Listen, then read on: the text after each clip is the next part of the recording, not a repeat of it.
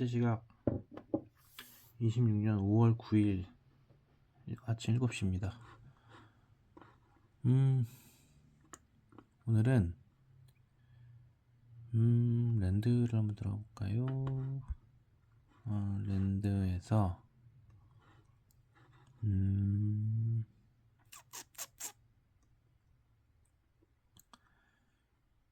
일단은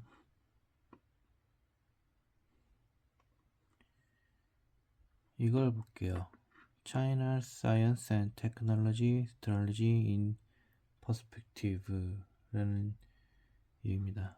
되게 내용이 흥미로울 것 같아서요. 랜드에서는 이렇게 파일들을 PDF 파일로 올리기 때문에 내용을 볼 수가 있어요. 파일을 좀 열어보겠습니다.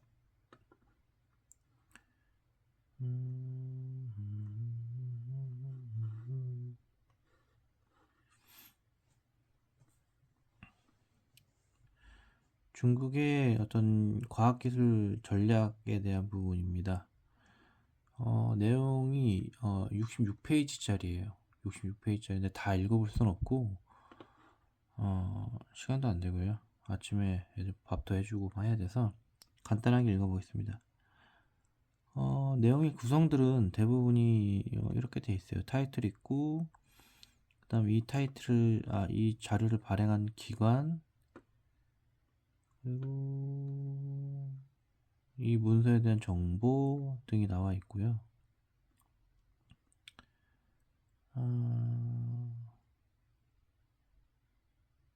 모든 내용을 다 올릴 수는 없지만 우선 서머리하고 키 파인딩 하고 컨텐트 해서 챕터 1은 소개, 그리고 챕터 2는 과학기술 분야의 중국의 어떤 현재 상황, 그 다음에 2012년부터 2025년까지 시진핑 체제 안에서의 과학기술의 어떤 역할, 챕터 3. 그다음 챕터 4는 현재 중국의 접근 방법의 독특성, 그리고 챕터 5는 글로벌 임플리케이션, 함축, 영향, 뭐 이런 부분인 것 같고, 챕터 6는 컨클루전입니다. 내용이 방대하기 때문에 일단 챕터 1 인트로덕션 하고, 그 다음에 챕터 4, 그리고 챕터 5, 챕터 6 간단하게 좀 보고요. 넘어가겠습니다. 인트로덕션 너무 많아요. 넘어가고요. 위에 키 파인딩 있었던 것 같은데 서머리 먼저 보겠습니다.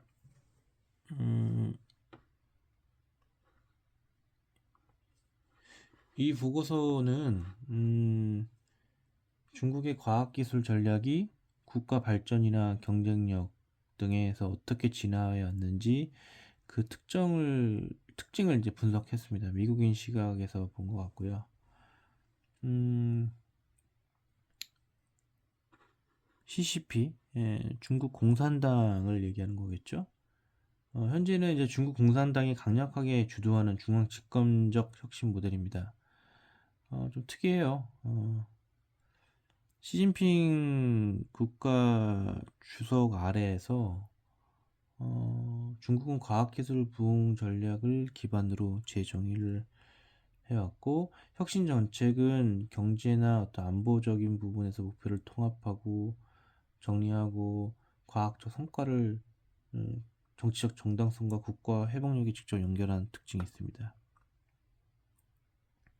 중국의 어떤 과학기술 분야는 sophisticated, 점점점 이제 정교해지고 글로벌적으로 영향을 미치는 확대되고 있고, 근데 또 통제 안보 중앙 집중식 조정을 중시하는 점에서는 조금 어떤 투명적인 부분, 이런 부분들이 웨스턴 또 서구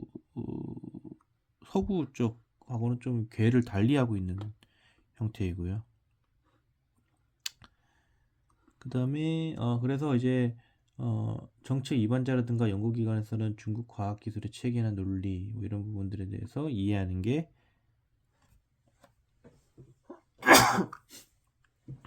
필수적이다, 에센셜하다 이런 내용입니다.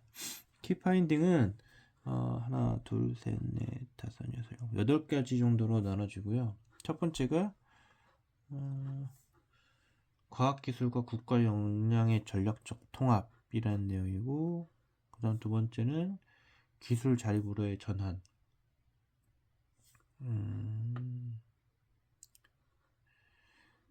스스로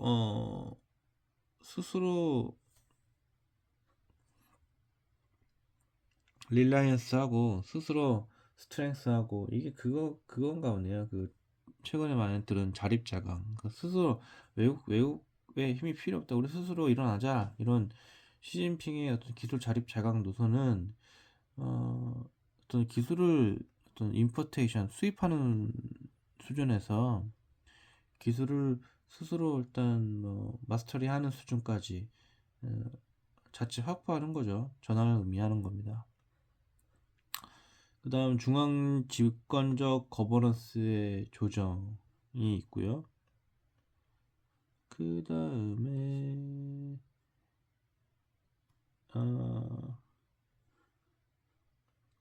이게 왜 이럴까요? 뭐가 문제가 있는지 모르겠는데, 어쨌든 MCF 앤드 인터내셔널, MCF 잠깐만, MCF가 뭐야? 뭐 다 요약돼 있어가지고 창이나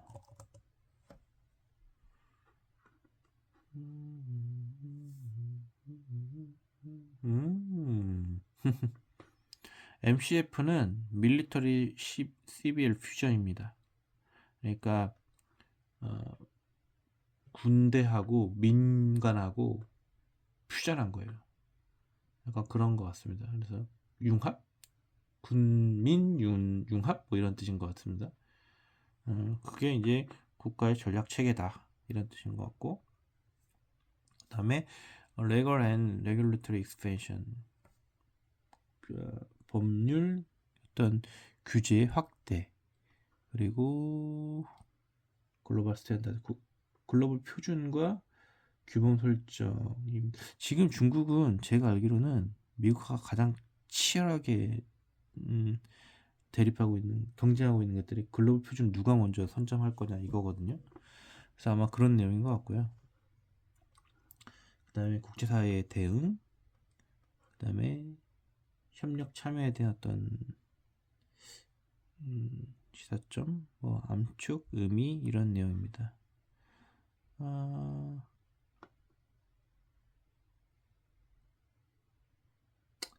요게 좀 흥미롭네요. 인터내셔널 리스폰스. 지금 뭐 중국하고 미국하고 싸우고 있지만 사실 유럽이라든가 동아시아 쪽에 있는 국가들도 만만치가 않아서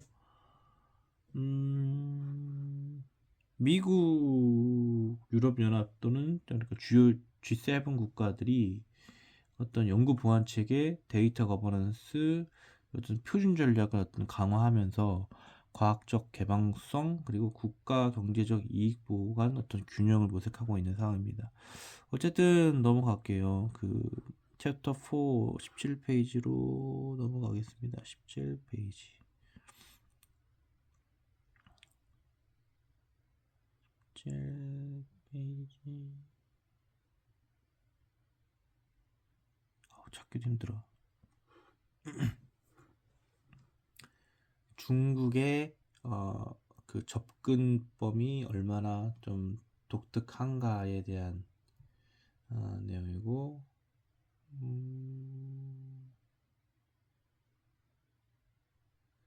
일단은 아까 얘기한 것처럼 그 사장이 중국의 접근 방식의 독특한 부분인 거고, 5장이 글로벌 임플리케이션이었던 것 같은데,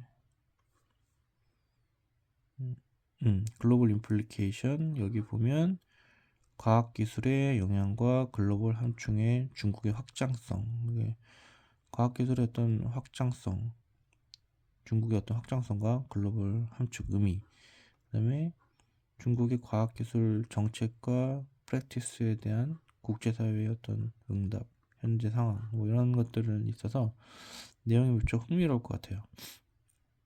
아,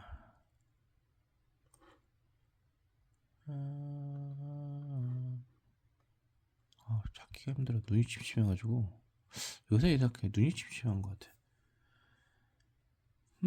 봅시다. 내용을 다 이거를 설명할 수는 없고 간단하게 얘기하면 중국의 과학기술은 접근 방식은 강력한 중앙 집권적 거버넌스하고 민간 군사 연구의 의도적인 통합으로 특정 지어집니다. 이런 특정은 그러니까 국가 주도 우선순위. 아까 그리고 다음은 그 거버넌스입니다. 거버넌스는 그 사회의 어떤 공동 목표를 달성하기 위해서 이해 당사자들 간에 그 투명하게 그 협의하고 의사결정을 수행할 수 있도록 하는 사회적의 어떤 공동 시스템입니다.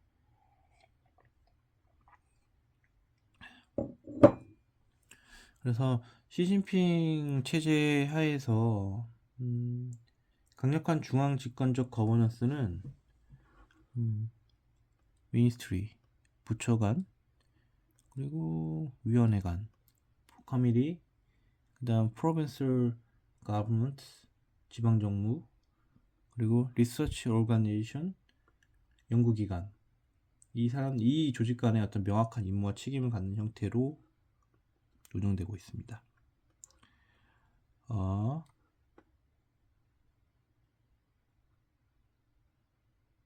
여기서 CSTC 중앙과학기술위원회는 Ministry of Science and Technology 과학기술부 안에 있는데 과학기술의 어떤 전반적인 S&T 폴리시 정책의 모든 전반적인 부분들을 관리 감독한 역할을 맡고 있습니다. 그리고 Education, Ministry of Education MOE는 교육부겠죠? 교육부들은 중국 대학들의 관리 감독을 하고요. 그다음 MIIT, Ministry of Industry and Information Technology는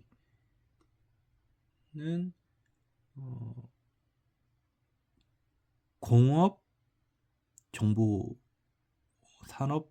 산업정보부 뭐 이런 부분인 것 같아요. 산업개발부, 산업기술부 뭐 이런 부분들이고, 이런 부분들은 기술 개발이라든가 technology development and establish of technology technical standard, 기술 표준의 어떤 제정, 그리고 implementation of MCF. 아까 MCF가 뭐였죠? 자꾸 헷갈려. military civil fusion. 군민융합의 어떤 implementation, 정책 시행 뭐 이런 것들을 담당합니다. 어쨌든 뭐 이런 사례들을 얘기를 하는 것 같고요. 뭐 거버넌스에서 중국의 접근 방식이 아까 앞에 나온 것처럼 부처 간, 위원회 간, 지방 정부, 연구 기관들이 어떤 업무를 어떻게 하고 있는가에 대한 부분들을 사례 위주로 설명한 것 같습니다.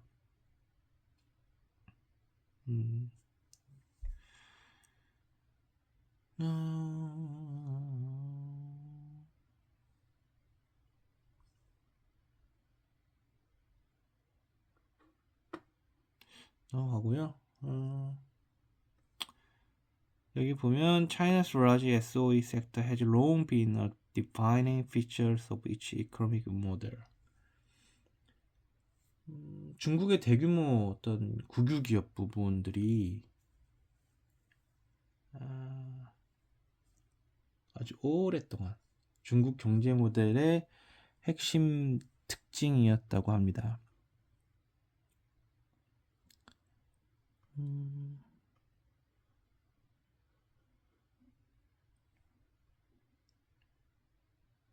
개혁 개방 이후에 although the SOE have been central to China economic development over the past 4 decades, Since reform and opening, their relative importance has evolved and the private sector has expanded and increasingly contributes to growth and innovation.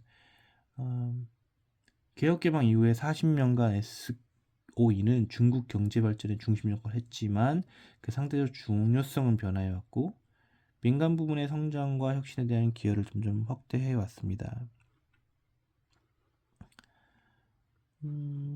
2010년 이후로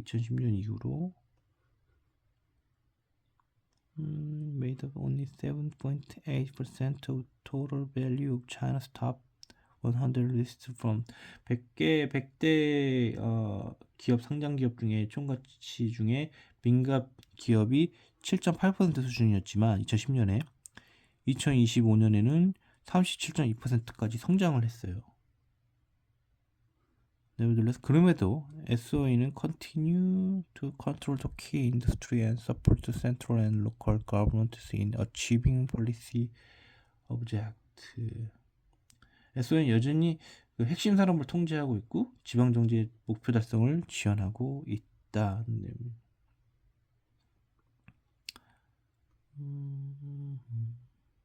예를 들어서 in the defense industrial base, state-owned conglomerates such as the Aviation Industrial Corporation of China and China Electronics Technology Group (CETC) still play a key role. 뭐 여러 국유 기업들이 여전히 핵심 역할을 하고 있다. 뭐 이런 내용이고요.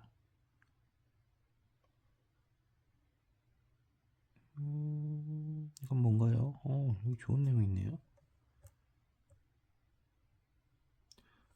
Political governance of China's SOE structure around the four main pillars. First, second, third, fourth. 네 가지 주요 축으로 구성되는데요. 거버넌스가 첫 번째, First, state ownership under CCP ensures that SOEs align with the national political and social objective. CCP 아래에서 국가 소유 구조는 SOE가 정치 사회적 목표에 일치하도록 보장하고요. 다음 second, the CCP management system recruit, supervise and evaluate SOE which will fail them, binding them to both political and commercial rules. 간부관리 시스템이 SOE 경영진을 선발, 감독, 평가하고 이들을 정치적, 사회적, 상업적 규범 모두에 종속시키는 방향. 그다음 third, the CCP directly participate in corporate decision making through such mechanism as the ex-ante procedure and cross appointment. ex-ante procedure 사전 심의입니다. 사전 심의와 어떤 cross appointment 교차 임명 같은 메커니즘을 통해 기업의 의사 결정에 직접 참여하는 방식. 그리고 마지막으로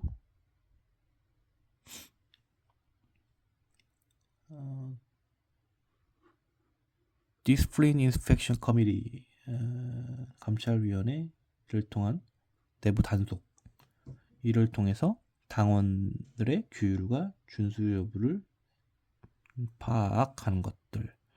이런 네 가지 특징이 있고 involving the different actors, China's S&T governance structure is intended to be a whole of nation system. 이러한 다양한 행위자들을 포함하는 중국의 과학기술 거버넌스 구조는 whole of nation system, 전국적인 어떤 총동원 체제로 설계되어 있는 방식이다는 설명입니다. 그 다음에 넘어갈게요. relevant role 관련된 법규고요. 이들 조직을 어떤 다루는 권한들이 어떻게 권한이 유지가 되어 있는가? 국가 법률 체계로 구성되어 있고 네 가지 법률에 여기 나와 있네요. National Intelligence Law, 국가 지적법, National Security Law, 보안법, Cyber Security 법, 이것도 뭐 사이버 보안법, 데이터 세큐리티법, 데이터 보안법 뭐 그런 것들입니다. 자세하게 알 필요는 없을 것 같습니다. 그 다음 표준입니다.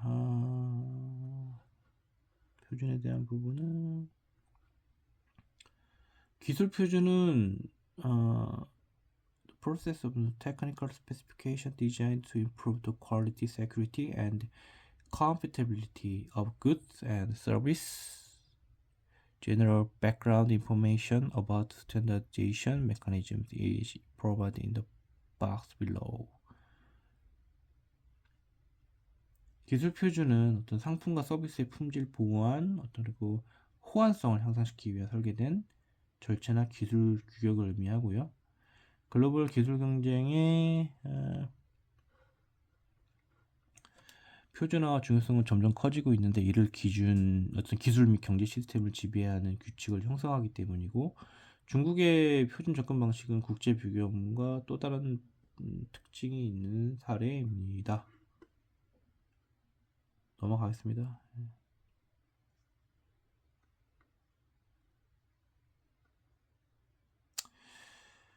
글로벌 함축. 아까 국가별 사례들이 좀 있었던 것 같은데, 뭐 표준 함축이라든가 뭐 이런 부분들은 다 뭐 글로벌로 하는 부분들은 다 중국 입장에서 무언가하고 있겠죠. 뭐 내용들은 다 누구나 아는 사실들이라 저는 그게 궁금합니다. 다른 나라들은 어떻게 생각할까?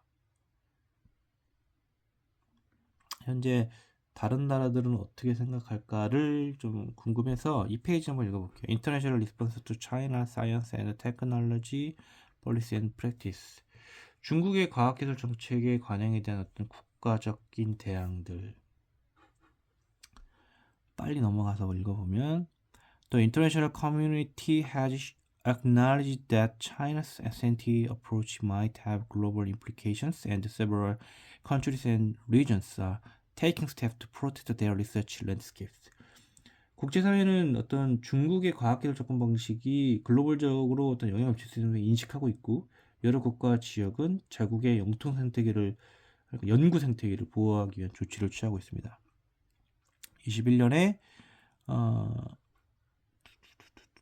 European Commission published a document on its approach to research and innovation, mentioning that some countries are increasingly seeking technology leadership through discriminatory measures and are often instrumentalizing research and innovation for global influence and social control. 일부 국가들이 차별적 조치를 통해서 기술적 리더십을 촉구하고 있고, 연구와 혁신을 세계적 영향과 사회 통제 수단으로 활용하고 있다라고 21년도에 유럽 집행위원회가 문서를 발표했어요. 중국이죠. 예. 그다음 The G7 countries are enhancing research security by focusing on cooperation around research integrity. G7 국가들은 연구의 리서치 인테그리티, 진실성 협력을 중심으로 연구 보안을 강화하고 있습니다.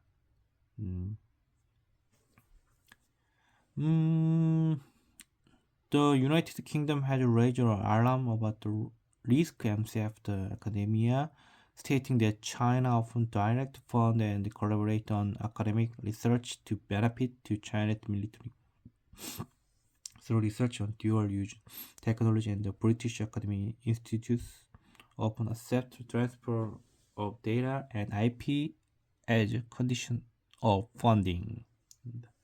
영국은 그 MCF가 학계 위치는 위험성에 대해 경고를 해왔고, 중국이 어떤 그 듀얼 유즈 군민 겸용 기술 연구를 통해서 중국군의 이익이 되도록 학술 연구를 지시하고 또 협력한다고 지적했습니다. 영국 대학들이 연구 자원 지원 조건으로 데이터 IP 이전을 수행하는 경우가 많다고 언급했고요. In the United States, 미국에서는 2024년 STA라는 그 기술 협정이죠, 이게.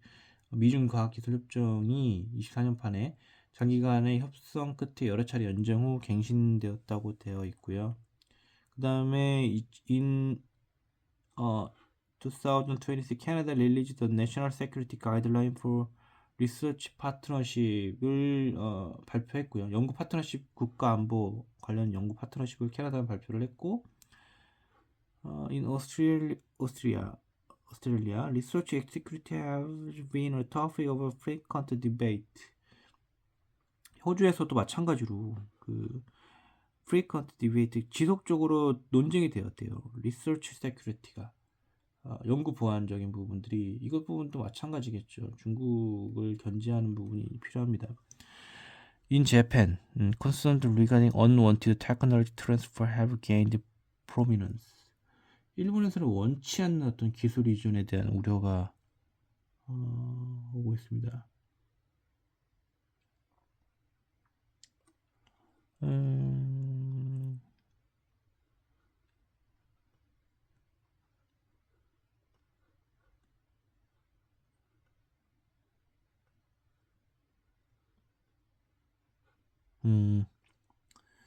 이거가 양국 간에, 그러니까 일본과 중국 간의 오랜 정치적 긴장과 중국이 일본의 주요 과학기술 어떤 협력국으로 부상한 데 대한 어떤 긴장감 뭐 이런 부분에서 따른 거고, 그래서 일본은 어떤 여러 가지 지침을 발표했고요. 그 지침들의 중요성은 뭐 예를 들어 연구자의 정보 공개 책임, 그리고 대학의 연구 보안 강화 조치, 그리고 공개 및 평가 책임, 그런 것들을 위한 체크리스트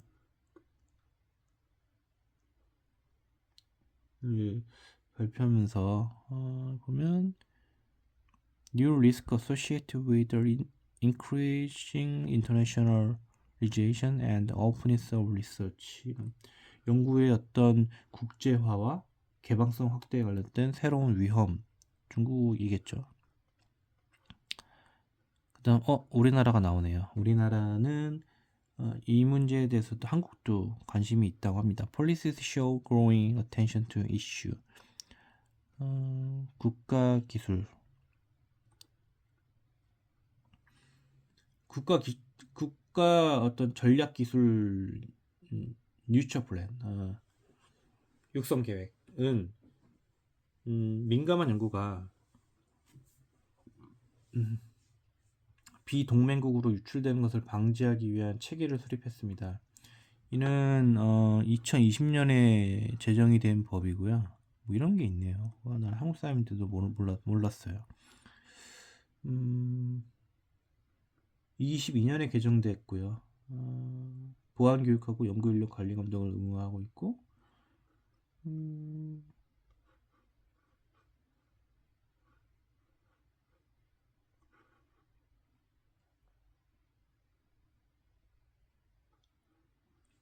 이러한 부분들을 일단 보완하기 위한 조치들이 여러 가지가 있는데, 보면 supporting measures including a 2022 handbook by the National Research Council of Science, 22년에 발간된 연구 보안 핸드북이 있나 보네요. The Outlining Protocol for Research Education and Cooperation, 연구자 교육이나 협력 절차에 대한 어떤 지침, and guideline from the Presidential Council on the Intellectual Property to prevent technology leak and theft. 대통령 직속 국가지식재산위원회 기술 유출 어떤 절도 방지 지침 등이 있습니다. 그다음 뭐 대만도 있네요. 대만도 있고 다른 지역도 있는데 대만도 우리나라랑 좀 비슷한 상황이니까 좀 읽어보세요. 대만은 어떻게 보면 더 좀 위험한 지역 아닌가요? 대만은 중국이 언제든지 좀 노리고 있는, 웃으면 안 되는데 그런 국가라.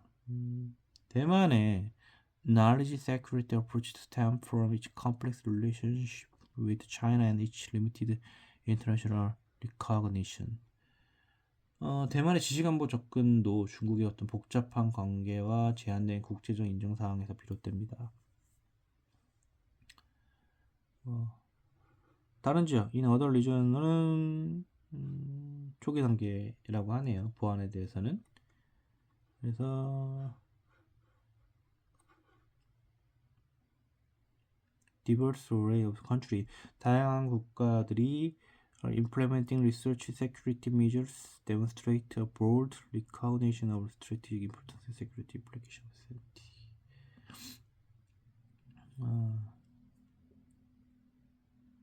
일단 뭐 여러 가지 나라가들이 나왔죠. 다양한 여러 각각의 어떤 보안 조치에 대해서 각각의 나라들이 무언가 하고 있어요. 알게 모르게 무언가 하고 있고 과학기술 어떤 전략적 중요성이나 안보적 함의성에 대한 부분도 명확하게 인지하고 국제 공조를 하고 있는 것 같습니다.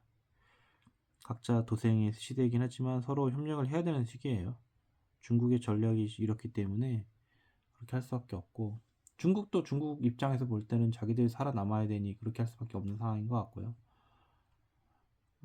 그렇습니다. 그냥 컨클루전이고요.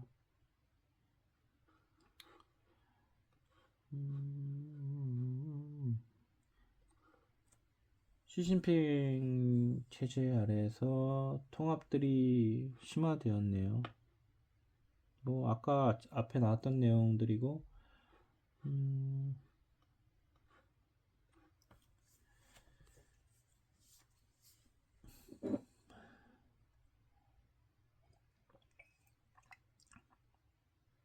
Innovation Driven Development Strategy, 그 혁신을 끌고 오는 전략, 개발 전략. 그리고 Made in China 2025, 중국 제조 2025. 연속적인 5개년 계획들은 미국 혁신을 국가 거버넌스로 전반에 내재하고 있고 인공지능이나 뭐 반도체, 생명과학 같은 첨단 분야의 돌파구를 우선시하고 있습니다.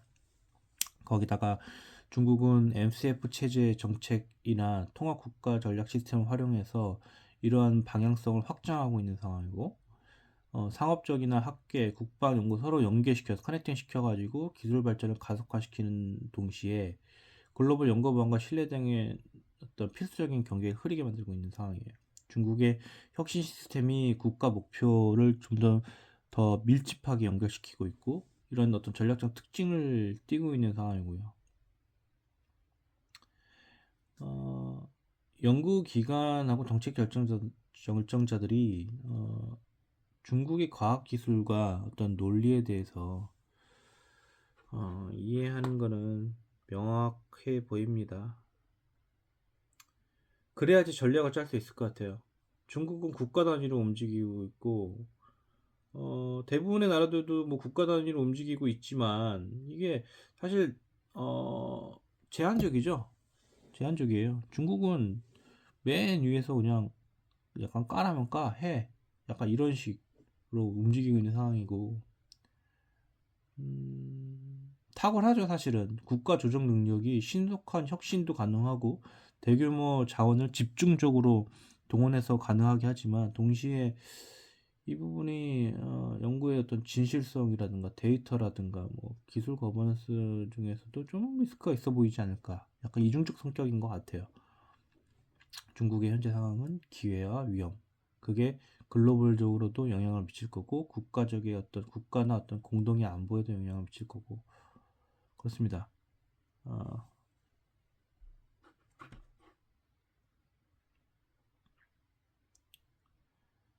뒷장은 어펜딕스인데요. 이거는 여기 랜드 사이트 가서 하나씩 보시면 되고요. 그 다음에 내용들은 다 부록일 거예요. 어디서 요 지금 귀중한 자료들을 따왔는지에 대한 뭐 이제 논문 형태로 남아 있는 거라서 그렇습니다. 결론을 말하면 최종 요약을 보면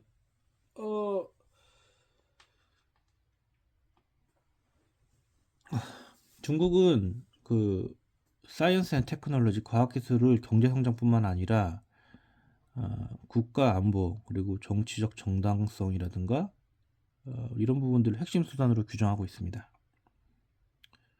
두 번째는 시진핑 체제 이후에 중국은 기술 자립자강 노선을 강화했어요.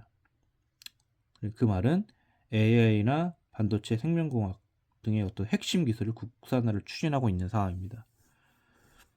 그리고 세 번째는 중국 공산당은 여러 개 아까 뭐였죠?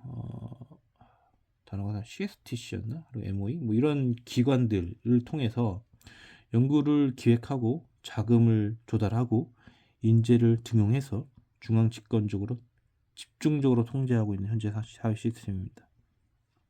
네 번째는 밀리터리 시빌리제이션 퓨전 국민 융합 전략은 듀얼 유즈 어떤 이중 용도로 기술 개발을 하고 국가 동원 체계를 강화하고 있는 상황이고요. 중국의 혁신 시스템이 정부 그리고 대학, 민간 기업, 국유 기업 이런 부분들을 다 연결해서 전국적으로 한 중요한 포인트에 집중적으로 총동원해야 하는 체제로 지금 운영하고 있어요.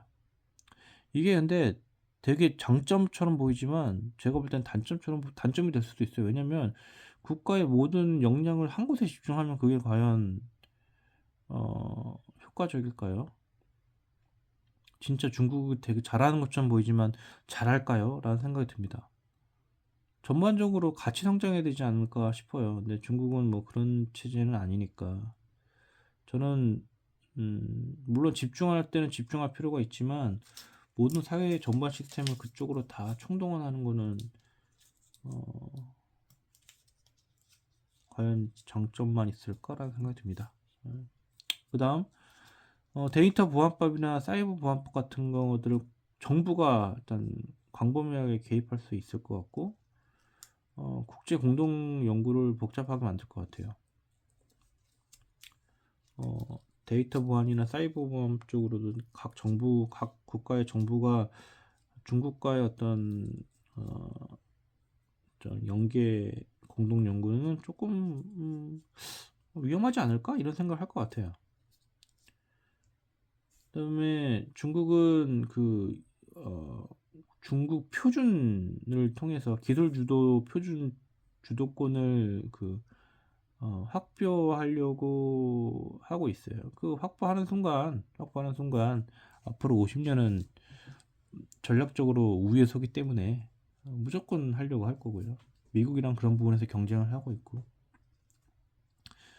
그 다음에 화웨이 같은 어떤 중국 기업들이 어떤 국제 표준 5G, 6G 뭐 이런 부분들에 대해서 강한 영향력을 확보하고 있습니다. 특히 제가 알기로는 유럽과 아프리카 지역에 침투하고 있고요.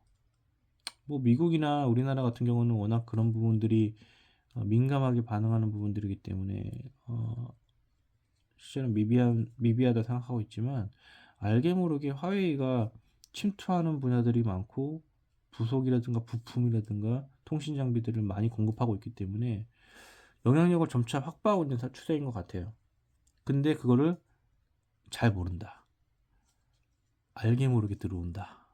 어느 순간 썼더니 우리 부품이 화웨이 거다. 뭐 이런 상황들이 많아서 그 부분도 좀 걱정이 되고 아까 사례에서 봤지만 유럽연합이라든가 미국이라든가 G7, 뭐 대만, 뭐 일본, 그리고 우리나라, 한국 등이 연구 보안이라든가 데이터 보호 그리고 기술 유치 방치 정책을 강화하면서 어쨌든 중국과의 협력 위험 관리에 대해서는 강화를 하고 있는 상태입니다. 그렇게 할 수밖에 없어요.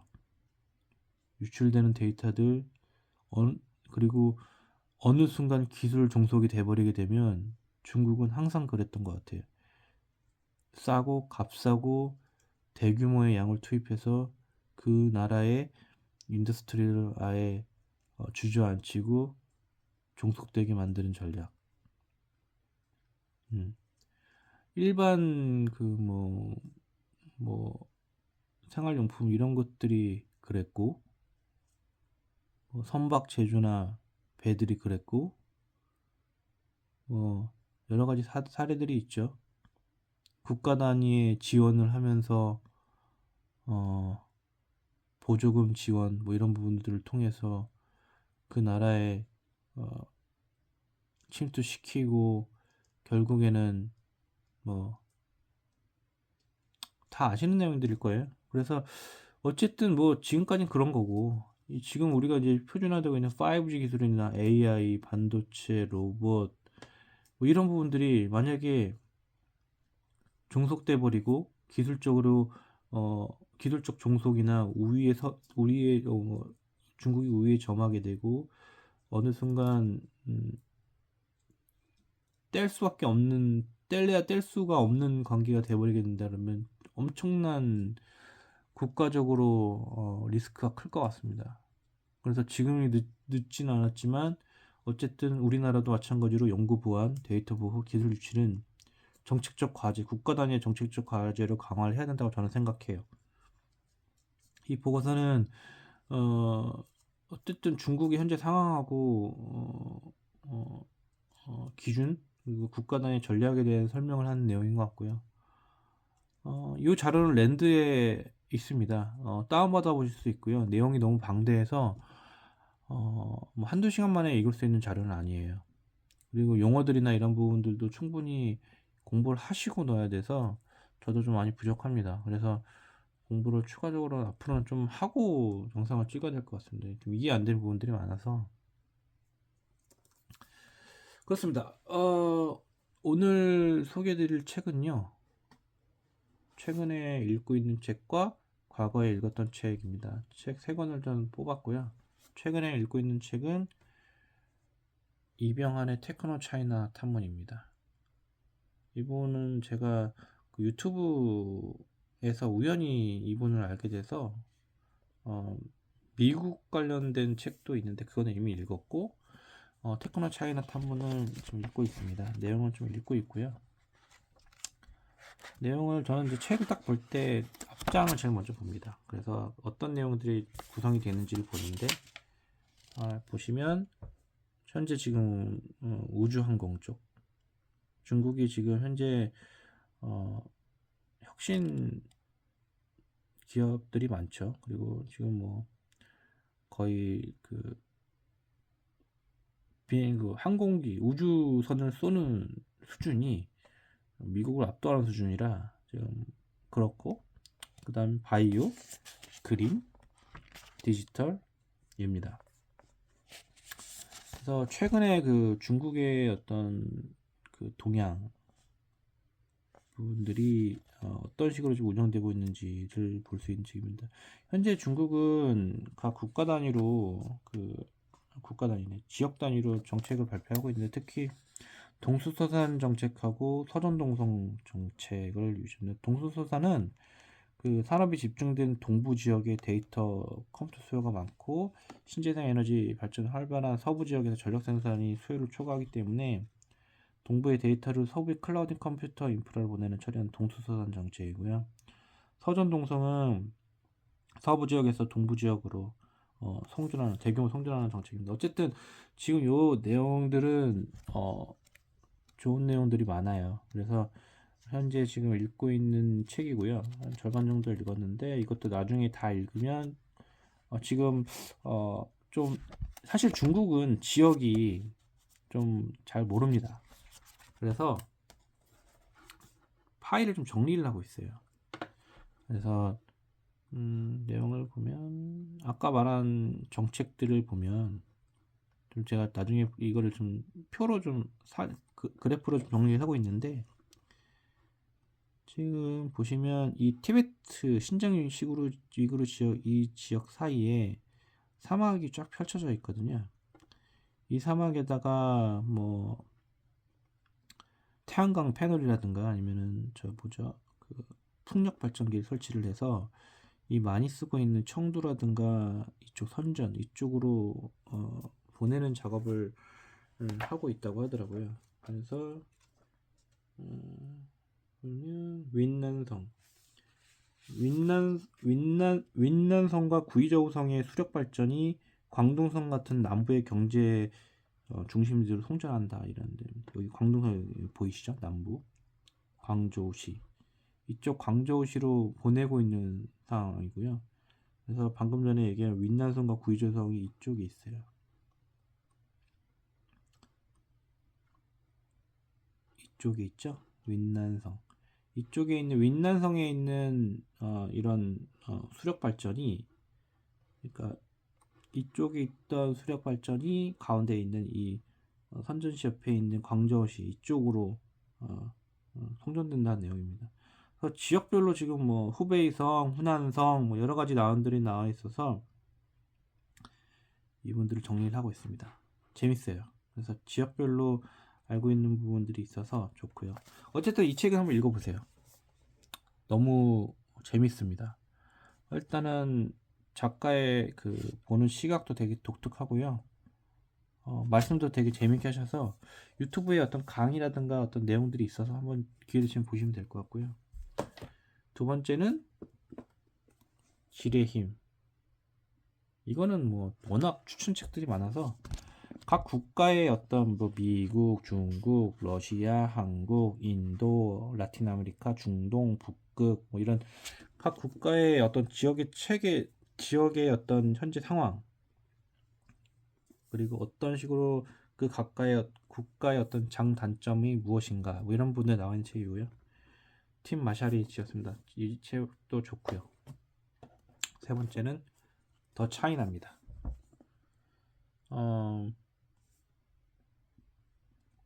제가 이 책을 읽었던 시점은 언제야? 저는 이제 책에다가 계속 써놨는데요. 21년에 읽었습니다. 21년에 읽은 책이고 지금도 많이 바뀌었죠. 지금 5년 전 책이니까 5년 전에 읽은 책이니까 그 당시에는 중국의 혁신은 무엇인가, 중국은 무엇을 반격할 수 있는가 이런 부분들이었어요. 그래서 뭐 이 당시에도 AI 굴기, 4차 산업혁명, 반격하는 기술, 디지털 달러, 위안화 이거는 뭐 디지털 홍위병, 한국과 중국의 미래 혁신의 승자는 뭐 이런 부분들인데 이 책도 되게 세세하게 자료들이 이해하기 쉽게 들어가 있습니다. 그래서 뭐 드론 얘기도 있고요. 지금은 드론이 DJI인가요? 여기 잘 돼 있고 보시면 각 국가의 그 미국 기업과 중국 기업의 어떤 비교 내용도 들어가 있습니다. 이 책도 되게 좋은 책이에요. 중국의 뭐 전략, 백인 계획, 천인 계획, 만인 계획 이런 부분들도 있고 혁신 자금을 어떻게 충당하는지 반도체 얘기도 있고요.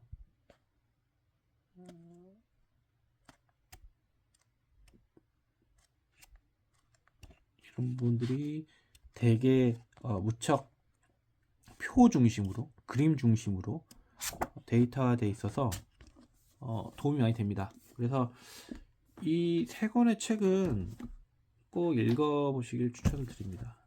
내용이 이렇게 있고요. 좋습니다. 읽어보시고 하시면 될 것 같습니다. 오늘 하루도 좋은 하루 되시고요. 저는 사랑하는 와이프가 또 일을 하러 가서 애들 깨우고 밥을 차려줘야 됩니다. 행복합니다. 행복하고요.